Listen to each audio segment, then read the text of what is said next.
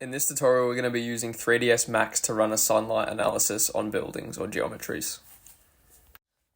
So the first thing we want to do is set up our daylight direction. So first we're going to go to the Systems tab and then find daylight. Once we've found our daylight tool, we want to draw this into our site and then we want to click setup so we can set our date and time to get our sun direction.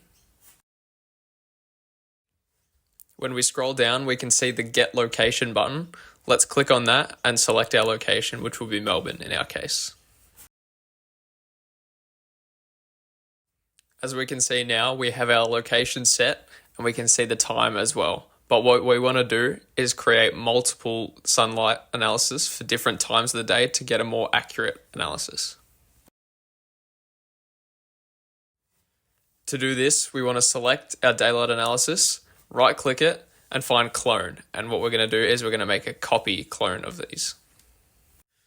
Now that we've created a clone, we're going to go to our layers and select our clone.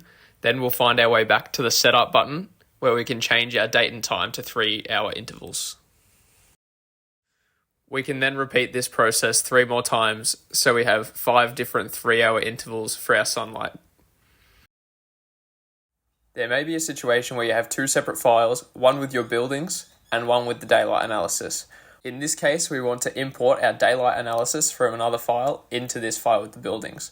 So what we're going to do is go to File, Import, then Merge, and then we want to find the file that we need and click Open.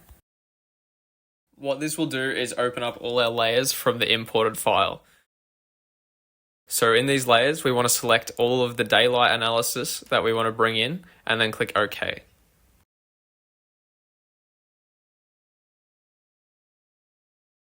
Now we need to set up our rendering settings. So go to the top of your screen to the Rendering tab, go down to Environment, and in there we're looking for Exposure Control, which we're going to change to Pseudo Color Exposure Control.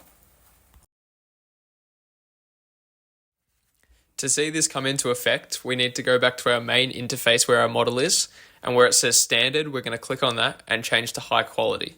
What we can see now is that the rendering has taken effect, but with it being fully red, we can tell that the display range is not at the values that it needs to be. So we'll go back into our environment and start adjusting those so it displays the full spectrum of colors.